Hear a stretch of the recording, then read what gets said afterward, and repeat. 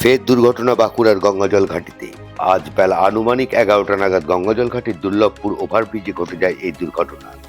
জানা গেছে, মা দুর্গা নামে একটি যাত্রী বোঝাই বেসরকারি বাস গঙ্গাজল ঘাটির দিক থেকে যাওয়ার সময় বিপরীত দিকে আসা একটি দ্রুতগামী ডালাবিহীন ট্রাক বাসটির ডান দিকে এসে সজোরে ধাক্কা মারে। সংঘর্ষে বাসের কয়েকজন যাত্রী আহত হলেও অল্পের জন্য এড়ানো যায় বড়সড় দুর্ঘটনা। দুর্ঘটনার পর দুর্ঘটনার স্থলে পৌঁছায় দুর্লভ ট্রাক ওনার্স অ্যাসোসিয়েশন এবং অ্যাম্বুলেন্স পরিষেবা। আহতদের দ্রুত নিকটবর্তী চিকিৎসা কেন্দ্রে নিয়ে যাওয়া হয়। তবে প্রাথমিকভাবে জানা গেছে, আহতদের কারোরই চোট তেমন গুরুতর নয়। ঘটনার পর এলাকায় বেশ কিছু সময় চাঞ্চল্য সৃষ্টি হয়। পরে অবশ্য পরিস্থিতি আস্তে আস্তে নিয়ন্ত্রণে আসে। দুর্ঘটনার কারণ খতিয়ে দেখছে সংশ্লিষ্ট কর্তৃপক্ষ।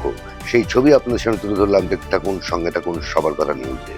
আরো অনেক খবর পেতে অবশ্যই আমাদের চ্যানেলটি সাবস্ক্রাইব করুন এবং ফেসবুকে ফলো করুন।